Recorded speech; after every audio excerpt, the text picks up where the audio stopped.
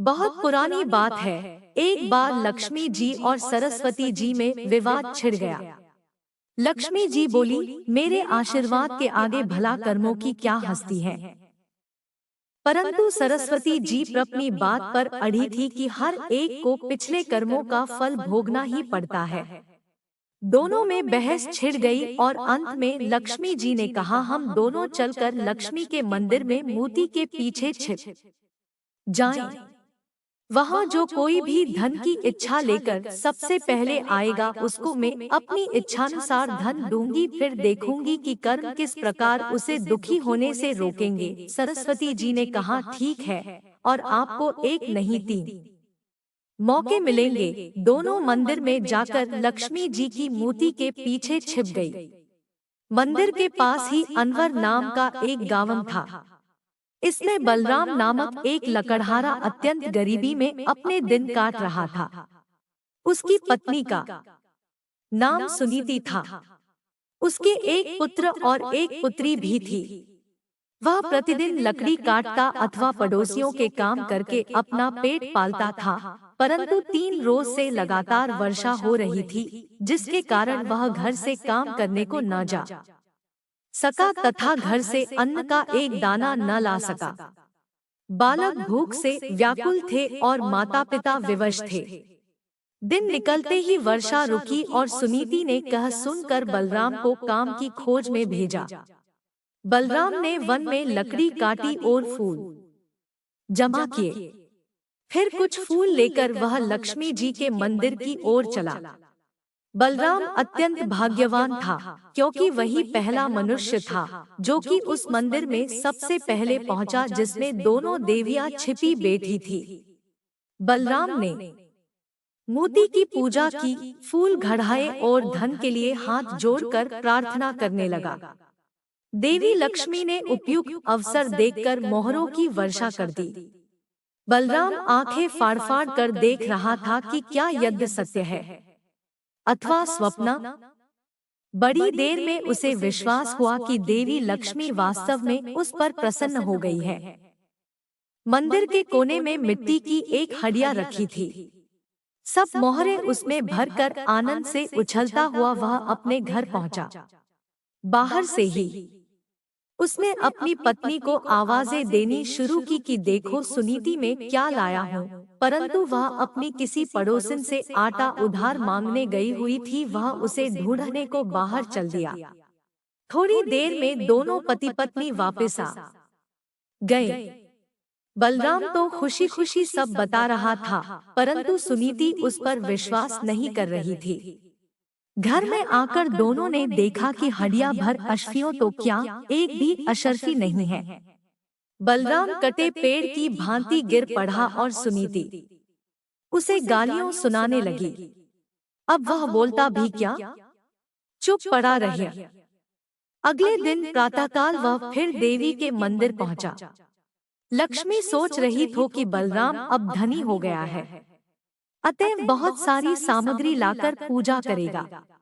परंतु बलराम ने रो रो कर सारी कथा सुनाई। अब की बार देवी लक्ष्मी ने अपने गले का मणिमुक्ताओं का हार उसके ऊपर फेंक दिया। वह अत्यंत खुश होकर वहां से चल दिया। रास्ते में उसे ध्यान आया कि कल उसने धन मिलने पर निर्मल जल में स्नान करके पूजा नहीं की थी, शायद इसीलिए उसका कल वाला धन खो गया। यह सोचते ही वह सरोवर पर जा पहुंचा और हार को कुर्ते की जेब में भलीभांति बांधकर कपड़े जल के किनारे रख दिए और नहाने को घुस गया। जब वह सूर्य की ओर मुंह करके उसे जल दे रहा था, कपड़ों की और उसकी कमर थी। हार जरा सा जेब में से चमक रहा था। मछली उसे कोई खाद्य वस्तु समझ चट से निगल गई। इधर बलराम स्नान से निवृत्त होकर आया तो हार को गायब देखकर रोने लगा। सब जगह उसने हार ढूंढा पर वहां हार कहा। घर पहुंचकर उसने रोते रोते अपनी पत्नी को सब हाल सुनाया, परंतु उसने विश्वास करने के बजाय और उसे 4 बातें सुना दी। अगले दिन बलराम फिर देवी के मंदिर देर से पहुंचा। लक्ष्मी जी सरस्वती जी से कह रही थी, देखो आज बलराम नहीं आएगा, अब वह अमीर हो गया है। यह मनुष्य बड़े धूर्त होते हैं, परंतु कुछ ही क्षण पश्चात बलराम रोता हुआ आ पहुंचा और आकर सब हाल सुनाने लगा। देवी लक्ष्मी देवी सरस्वती से कहने लगी, यह मनुष्य बड़ा मूर्ख मालूम होता है। सरस्वती बोली, मूर्ख नहीं है, इसके बुरे कर्मों का चक्र अभी समाप्त नहीं हुआ है। लक्ष्मी जी चिढ़कर बोली, फिर वही कर्मचक्र। अच्छा, अब की बार इसको बढ़ा कीमती एक छोटा सा पत्थर दूंगी, देखे इसे कौन लेता है।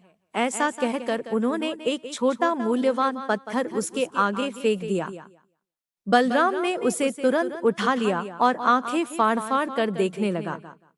अब वह उसे मुट्ठी में दबाए घर की ओर भागा। उसे सुनीति के पास पहुंचने की जल्दी थी। आधे रास्ते आकर वह मुट्ठी खोलकर देखने लगा कि कहीं अमूल्य पत्थर हाथ में से गायब तो नहीं हो गया।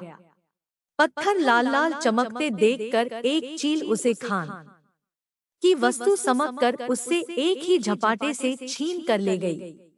अब तो बलराम सर पीट कर रह गया। उसने घर जाकर अपनी पत्नी को कुछ न बताया और चुपचाप जाकर लेट गया। उसे ऐसा लेटा देखकर सुनीति का हृदय भर गया तथा वह उसे खोए हुए धन के लिए सांत्वना देने लगी। अगले दिन वह मंदिर न जाकर मजदूरी करने को चला गया, क्योंकि सुनीति को ऐसी ही इच्छा थी। उधर मंदिर में देवी लक्ष्मी कहने लगी, अब बलराम जरूर लखपति हो गया होगा, भला वह अब यहाँ क्यों आएगा। परंतु सरस्वती बोली, नहीं बहन, ऐसा नहीं हुआ। वह अभी उतना ही गरीब है और शाम को उसके बुरे कर्मों का प्रभाव समाप्त होगा, तब वह अवश्य ही लखपति बनेगा। शाम को बलराम को 8 आने मिले। उससे वह आटा, नमक, तेल तथा मछली आदि खरीद कर घर चला। उसकी पत्नी तथा बच्चे यह सब देखकर अत्यंत प्रसन्न हुए। पत्नी ने घर में जाकर भोजन की तैयारी शुरू की और वह कुल्हाड़ी लेकर लकड़ी लेने चला। भाग्यवश यह उसी कीकर की डालों को काटने लगा जिसमें उस चील का घोंसला था तथा वह मूल्यवान पत्थर उसमें रखा था।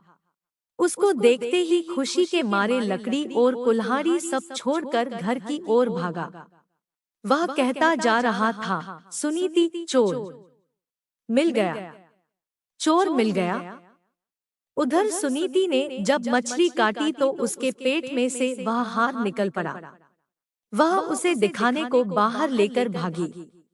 वह भी कहती जा रही थी, चोर मिल गया, चोर मिल गया। यह शोर सुनकर पड़ोस की कुब्भी बुढ़िया घबरा गई, क्योंकि उसी ने पहले दिन वह मोहरों से भरी हंडिया चुराई थी। वह समझी शायद उसी की चोरी पकड़ो गई है और अब उसी के घर वह उसे पकड़ने आ रहे हैं। वह चुपके से उस हंडिया को उसी कोने में रख आई। घर आकर दोनों चकित रह गए, क्योंकि उनकी तीनों चीजें मिल चुकी थी। अब वह लखपति क्या करोड़पति बन गए तथा सुखपूर्वक जीवन बिताने लगे।